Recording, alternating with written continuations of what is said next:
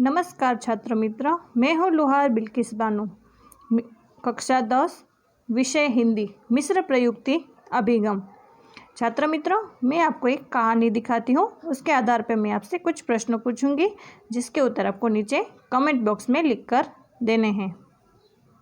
विधवा माँ की दो बेटों की माँ। एक बेटा ऊपर की मंजिल पर रहता तो दूसरा नीचे की। दोनों के घर में अलग अलग खाना पकता तो माँ 15 दिन एक बेटे के पास और दूसरे 15 दिन दूसरे बेटे के पास खाना खाती। 31 दिन के महीने में ये विधवा माँ मजबूरी में एक दिन का उपवास करती। माँ का स्वभाव शुरू से ही धार्मिक होने के कारण कभी भी एक दिन भूखा रहने के कारण परेशान नहीं होती। लेकिन फिर एक दिन ऐसा भी आया जब माँ के दिल को ठेस लगी, क्योंकि उसकी एक बहू ने आकर कहा कि माँ जी, आज आप अपना खाना खुद बना लें, क्योंकि हम आज एक पार्टी में कहीं बाहर जा रहे हैं। माँ ने बड़ी बेचारगी से कहा कि बहू, तुम्हें तो पता है कि गैस चूल्हा मुझे जलाना नहीं आता, फिर मैं कैसे अपने लिए खाना बना पाऊंगी। इतना सुनते ही बेटे ने कहा कि माँ, अपने पास वाले मंदिर में आज भंडारा है, तुम वहीं खाना खा लेना, लेकिन हमारा पार्टी में जाना बहुत जरूरी है। विधवा माँ का दिल भर आया, लेकिन उसने मुख से एक शब्द भी नहीं बोला। 10 साल का छोटा सौरभ सारी बातें सुन रहा था और उसके नन्हे से दिमाग में न जाने कितने सवाल चकरा रहे थे। बेटा, बहू और पोता सौरभ तीनों गाड़ी में जा रहे थे। ये मासूम अपने विचारों में खोया हुआ था। फिर जैसे ही अचानक उसकी सोच टूटी तो उसने अपने पापा से कहा, पापा, मैं बड़ा होकर क्या बनूंगा? पापा ने कहा कि बेटा, तू एक बहुत बड़ा आदमी बनेगा, हमें तेरे को एक बहुत कामयाब इंसान बनाना है। मासूम सौरभ अपने पापा की बात काट कर बोला, तो फिर ठीक है, मैं इस बात का ध्यान रखूंगा कि मैं अपना घर किसी मंदिर के पास ही बनाऊं। सौरभ की मम्मी चौंक कर बोली, मंदिर के पास ही क्यों?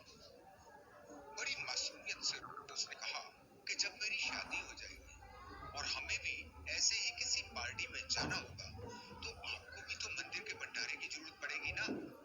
इसलिए मैं चाहता हूँ कि आपको कम से कम कष्ट पहुंचे, आपको कहीं दूर ना जाना पड़े। दोनों के पैरों तले से जमीन खिसक गई और दोनों के सिर शर्म से झुक गए। आज इस विधवा माँ के बेटे को समझ आ रहा था कि जो माँ 9 महीने अपने बच्चे को पेट में रखकर उसे जन्म देती है, फिर उसका लालन पालन करने में न जाने कितनी ही रातें जागकर बिताती है, हमेशा अपने बेटे को कलेजे से लगाकर रखती है, न जाने कितने दुख और कष्टों उसे अपने लाडले के लिए झेलना पड़ता है। जिस दिन बेटा जवान हो जाता है, उसकी शादी हो जाती है, तो यही माँ उसके लिए बोझ बन जाती है। जो बाप अपनी छात्र मित्रों, मैं अब आपसे कुछ प्रश्न पूछूंगी, उसके उत्तर आपको नीचे कमेंट बॉक्स में देने हैं। प्रस्तुत कहानी में किसका वर्णन है?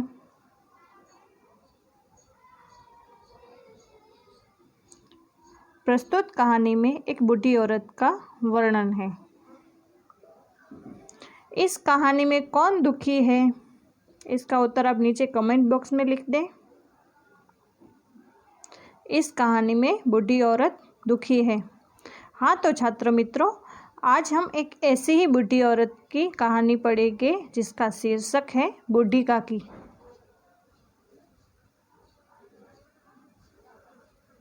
जो प्रेमचंद जी द्वारा लिखी गई है।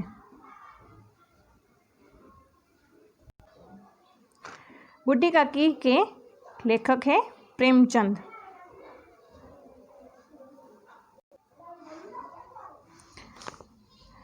मुंशी प्रेमचंद जी का जन्म उत्तर प्रदेश के वाराणसी के निकट लम्ही नामक गांव में हुआ था। उनका मूल नाम गणपत राय था। वो उपन्यास के सम्राट भी कहलाते हैं। उन्होंने कुछ उपन्यास लिखे हैं, जैसे कि सेवा सदन, निर्मला, रंगभूमि, कर्मभूमि, गबन, गोदान। उनने कुछ कहानियाँ भी लिखी है। मानसरोवर नाम से प्रकाशित है, जिसमें लगभग 300 से अधिक कहानियाँ हैं। करबला, संग्राम और प्रेम की देवी उनके नाटक है। निबंध कुछ विचार नाम से प्रकाशित है। गोदान हिंदी के श्रेष्ठ उपन्यास हैं। हाँ तो छात्र मित्रों, अब हम देखेंगे बुढ़ी काकी का कहानी। मैं पहले इसका पठन करूँगी, फिर इसमें से आपसे कुछ प्रश्न पूछूंगी, जिसके उत्तर आपको नीचे कमेंट बॉक्स में देने हैं। बुढ़ापा बहुधा बचपन का पुनरागमन हुआ करता है। बुढ़ी काकी में जीभ के स्वाद के सिवा न और कोई चेष्टा शेष थी और न अपने कष्टों की ओर आकर्षित करने का रोने का अतिरिक्त कोई दूसरा सहारा ही। समस्त इंद्रियां हाथ और पैर जवाब दे चुके थे। जमीन पर पड़ी रहती थी और घरवाले कोई बात उनकी इच्छा के प्रतिकूल करते, भोजन का समय टल जाता या उसकी मात्रा कम होती, अथवा बाजार से कोई वस्तु आती और न मिलती तो वे रोने लगती थी। उनका रोना सिसकना साधारण रोना न था, वे गला फाड़ फाड़ कर रोती थी। उनके पति को स्वर्ग सिधारे बहुत वक्त हो चुका था। बेटे तरुण हो कर चल बसे थे। अब एक भतीजे के सिवाय और कोई न था। उसी भतीजे के नाम उन्होंने अपनी सारी संपत्ति लिख दी। बुद्धिराम ने सारी संपत्ति लिखवाते समय खूब लंबे चौड़े वादे किए, किंतु वे सब सारे वादे केवल कुली डिपो के दलालों के दिखाए हुए सब्जबाग थे। यद्यपि वो सब संपत्ति की वार्षिक आय कम न थी, तथापि बूढ़ी काकी को पेट भर भोजन भी कठिनाई से मिलता था। लड़कों को बूढ़ों से स्वाभाविक विद्वेष होता है, और फिर जब माता पिता का यह रंग देखते तो वो बूढ़ी काकी की ओर और सताया करते थे। कोई चुटकी काटकर भागता तो कोई उन पर पानी की कुल्ली कर देता। काकी चीख मारकर रोती, परंतु यह बात प्रसिद्ध थी कि वे केवल खाने के लिए रोती थी, अतः उनके संताप और आर्तनाद पर कोई ध्यान नहीं देता था। संपूर्ण परिवार में यदि काकी से किसी को अनुराग था तो वह बुद्धिराम की छोटी लड़की लाडली थी। लाडली अपने दोनों भाइयों से डर से अपने हिस्से की मिठाइयाँ चबेना बूढ़ी काकी के पास बैठकर खाया करती थी। यही उसका रक्षागार था, और यद्यपि काकी की शरण उनकी लोलुपता के कारण महंगी पड़ती थी, यद्यपि भाइयों के अन्याय की तुलना में वह कहीं सुलभ थी। इस स्वार्थानुकूलता ने उन दोनों में सहानुभूति का आरोपण किया था।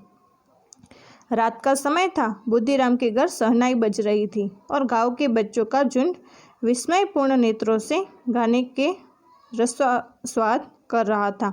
आज बुद्धिराम के बड़े लड़के सुखराम का तिलक आया है। यह उसी का उत्सव है। घर के भीतर स्त्रियां गा रही है और रूपा मेहमानों के लिए भोजन का प्रबंध कर रही थी। भट्टियों पर कड़ाह चढ़े थे। एक में पूड़ियाँ कचौड़ियाँ निकल रही थी, एक बड़े पतीले में मसालेदार सब्जी पक रही थी। घी और मसालों की सुगंध चारों ओर फैली हुई थी। बूढ़ी काकी अपनी कोठरी में बैठी हुई थी। यह सुगंध उन्हें बेचैन कर रही थी।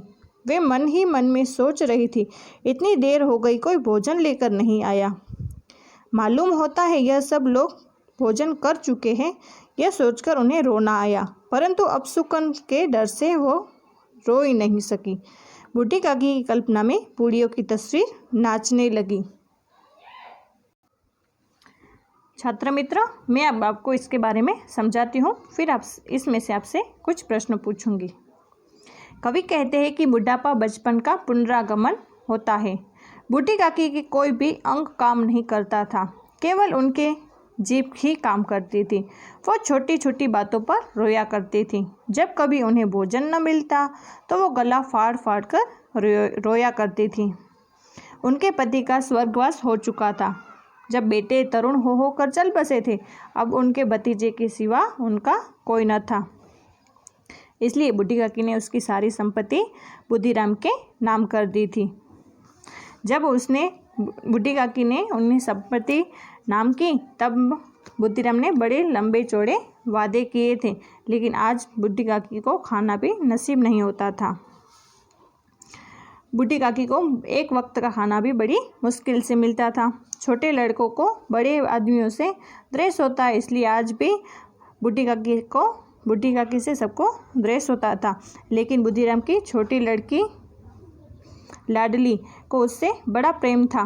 वो मिठाई भी खाती थी तो काकी के पास खाया करती थी। आज बुद्धिराम के बड़े लड़के सुखराम का तिलक है। यह उसके घर में आज उत्सव है। भीतर घर के अंदर स्त्रियां गाना गा रही है और रूपा मेहमानों के लिए भोजन का प्रबंध में व्यस्त है। भट्ठियों पर कढ़ाई चढ़ी हुई है। एक में पूड़ियाँ तल रही है तो दूसरे में कचौरियाँ तल रही है। बड़े पतीले में एक मसालेदार सब्जी पक रही है। घी और मसालों की सुगंध चारों ओर फैली हुई है, इसलिए बूढ़ी काकी को भूख लगती है ज़्यादा, तो वो उसे सुगंध को लेकर बेचैन हो जाती है। मन ही मन में सोच रही थी कितनी देर हो गई, कोई भोजन लेकर नहीं आया। मालूम होता है कि सब लोग भोजन कर चुके हैं। यह सोचकर वो रोना आता है, लेकिन उससे वो रोती नहीं है, क्योंकि वो बताती है कि रोना अब सुकून होता है। बूढ़ी काकी की आँखों के आगे पूड़ियों की तस्वीर नाचने लगती है और वो खाने के लिए ज़्यादा तरसने लगती है। हाँ तो विद्यार्थी मित्रों, अब मैं इसमें से आपसे कुछ प्रश्न पूछूंगी जिसके आपको उत्तर देने हैं। बुढ़ापे को किसका पुनरागमन बताया गया है? इसका उत्तर आपको नीचे कमेंट बॉक्स में लिखना है। मैं आपको उत्तर देती हूँ। बुढ़ापे को बचपन का पुनरागमन बताया गया है। बुढ़ापा शब्द का पर्यायवाची शब्द बताइए। इसका उत्तर भी आपको नीचे कमेंट बॉक्स में देना है। बुढ़ापा का पर्यायवाची शब्द है वृद्धावस्था। पुनरागमन शब्द का पर्यायवाची शब्द बताइए। इसका उत्तर भी आपको नीचे कमेंट बॉक्स में लिखना है। पुनरागमन शब्द का पर्यायवाची शब्द है वापस आना। बूढ़ी काकी कैसे रोती थी? इसका उत्तर भी आपको नीचे कमेंट बॉक्स में लिखना है। बूढ़ी काकी गला फाड़ फाड़ कर रोती थी। बूढ़ी काकी ने अपनी सारी संपत्ति किसके नाम लिख दी थी? इसका उत्तर भी आपको नीचे कमेंट बॉक्स में लिखना है। बूढ़ी काकी ने अपनी सारी संपत्ति अपने भतीजे बुद्धिराम के नाम लिख दी थी। बुद्धिराम की छोटी लड़की का नाम क्या था? इसका उत्तर भी आपको नीचे कमेंट बॉक्स में देना है। बुद्धिराम की छोटी लड़की का नाम लाडली था। बचपन शब्द का विलोम शब्द बताइए। इसका उत्तर भी आप नीचे कमेंट बॉक्स में लिख सकते हैं। बचपन का विलोम शब्द है बुढ़ापा। रोना शब्द का विलोम शब्द बताइए। इसका उत्तर भी आप नीचे कमेंट बॉक्स में लिख दें। रोना शब्द का विलोम शब्द है हंसना। बुद्धिराम के घर शहनाई क्यों बज रही थी? इसका उत्तर भी आप नीचे कमेंट बॉक्स में लिख दें। बुद्धिराम के घर उसके बड़े बेटे सुखराम का आज तिलक था, इसलिए शहनाई बज रही थी। बुद्धिराम के बड़े लड़के का नाम क्या था? इसका उत्तर भी आप नीचे कमेंट बॉक्स में लिख दें। बुद्धिराम के बड़े लड़के का नाम सुखराम था। रूपा मेहमानों के लिए किस चीज़ का प्रबंध कर रही थी? इसका उत्तर भी आप नीचे कमेंट बॉक्स में लिख दें। रूपा मेहमानों के लिए खाने का प्रबंध कर रही थी। बूढ़ी काकी की कल्पना में किसकी तस्वीर नाचने लगी? इसका उत्तर भी आप नीचे कमेंट बॉक्स में लिख दें। बूढ़ी काकी की कल्पना में पूड़ियों की तस्वीर नाचने लगती है। हाँ तो छात्र मित्रों, अब हम श्याम फलक कार्य देखेंगे, जिसमें शैक्षिक मुद्दे और व्याकरणिक मुद्दे हैं। सबसे पहले शैक्षिक मुद्दे देखते हैं। बुढ़ापा बहुधा बचपन का पुनरागमन होना। भतीजे के नाम पर सारी संपत्ति लिख देना। बुढ़ी काकी का चीख मारकर रोना। अब हम व्याकरणिक बाबत देखेंगे जिसमें पर्यायवाची शब्द और विलोम शब्द हैं। तो सबसे पहले पर्यायवाची शब्द देखते हैं। बुढ़ापा यानी वृद्धावस्था, पुनरागमन यानी वापस आना। विलोम शब्द देखते हैं। बचपन तो बुढ़ापा, रोना तो हंसना। हाँ तो विद्यार्थी मित्रों, अब मैं आपका मूल्यांकन करूँगी। तो मूल्यांकन कसौटी, कहानी के लेखक का नाम क्या है? इसका उत्तर आप नीचे कमेंट बॉक्स में लिख दें। बूढ़ी काकी किसके लिए रोती थी? इसका नाम भी आप कमेंट बॉक्स में लिख दें। बुद्धिराम के घर क्यों शहनाई बज रही थी? इसका उत्तर भी आप नीचे कमेंट बॉक्स में लिख दें। अब पर्यायवाची शब्दों, बुढ़ापा और पुनरागमन, ये दो पर्यायवाची शब्दों का उत्तर नीचे कमेंट बॉक्स में लिख दें। विलोम शब्द, बचपन और रोना, ये दो विलोम शब्द का उत्तर आप नीचे कमेंट बॉक्स में लिख दें।